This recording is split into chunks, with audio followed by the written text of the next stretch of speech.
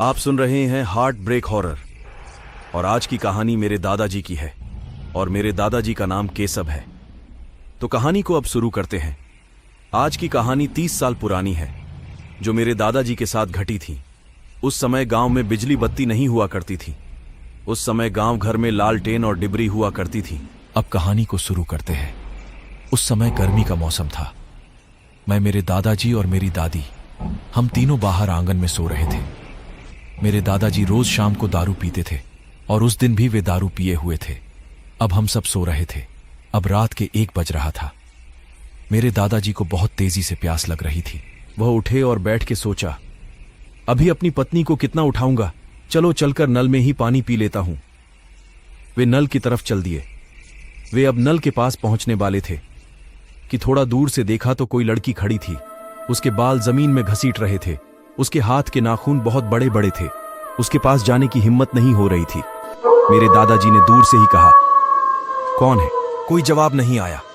फिर वह लड़की वहां से गायब हो गई। फिर मेरे दादाजी को नजर ही नहीं आ रही थी, लेकिन उन्हें क्या पता था कि वह लड़की अब उसके पीछे है। धीरे से उसके कान में बोली, केशव, मैं तुम्हें यहां लेने आई हूं, चलोगे ना मेरे साथ? ये सुन के वह पीछे मुड़ा तो उसका चेहरा देख के डर गया। उसका चेहरा आधा जला हुआ था। वह लड़की उसके मुंह के सामने खड़ी थी। वह बहुत भयानक मुस्कुरा रही थी और उसे ही देख रही थी। वह डर से पसीने से भीग गए। फिर वह गायब हो गई। वे डर से कांप रहे थे। वे कांपते हुए घर पहुंचे। वे इतने डर गए कि बिछाया हुआ चद्दर को उठाया और ओढ़कर सो गए। कुछ देर बाद उसके कान में कुछ आवाजें सुनाई देने लगी, जैसे कि कोई मंत्र पढ़ रहा हो। कुछ देर बाद उसने देखा कि अब मंत्र पढ़ना बंद हो गया है, तो चदर से अपना मुंह निकाला तो देखा कि वह जंगल में पहुंच गया है।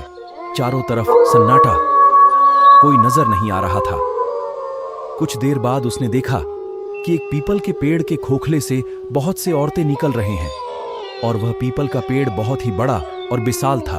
वे सब करीब 20 औरतें थीं जो दादाजी को देख के मुस्कुरा मुस्कुरा कर हंस रही थीं। मेरे दादाजी ने कहा, मुझे छोड़ दो।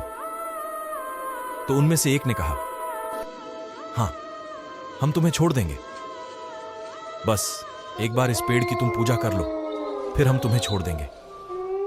मेरे दादाजी समझ गए कि उन्हें भी उन सब की तरह बनाना चाहते हैं। वे समझ गए कि अगर मैंने आज इस पीपल के पेड़ की पूजा की तो मैं भी भूत बन जाऊंगा। उसने पूजा करने से मना कर दिया। तो उन सब ने कहा, तो अब तुम्हें मरना होगा। अगर तुमने इस पीपल के पेड़ की पूजा नहीं की तो हम तुम्हारी बलि चढ़ा देंगे। और ये कहते हुए एक चमकता हुआ तलवार निकाला। वह तलवार बिल्कुल नई लग रही थी। मेरे दादाजी डर के मारे पूजा करने लगे। वे बहुत धीरे धीरे पूजा कर रहे थे। सब भूतनियां बोलने लगी, जल्दी जल्दी पूजा करो। अब पूजा समाप्त होने ही वाली थी कि सुबह के 4 बज गए और मुर्गे चिल्लाने लगे। तो वे सारी भूतनियां उस पेड़ के खोखले में घुस गईं और उनमें से एक ने जाते हुए कहा, केशव, आज तो मैं जा रही हूं, लेकिन मैं फिर आऊंगी। ये कहते हुए वह चली गई। जैसे ही वे सारी भूतनियां उस पेड़ के अंदर गई, वैसे ही मेरे दादाजी गांव में अपने आप पहुंच गए और घर पहुंचकर सारी बातें हमें बताएं। तो दोस्तों, इस तरह से मेरे दादाजी की जान बची थी। तो आज की कहानी कैसी लगी कमेंट जरूर करें और अगर कहानी अच्छी लगे तो एक लाइक कर दे। ऐसे ही अच्छी अच्छी कहानी सुनने के लिए मेरे चैनल को सब्सक्राइब करें।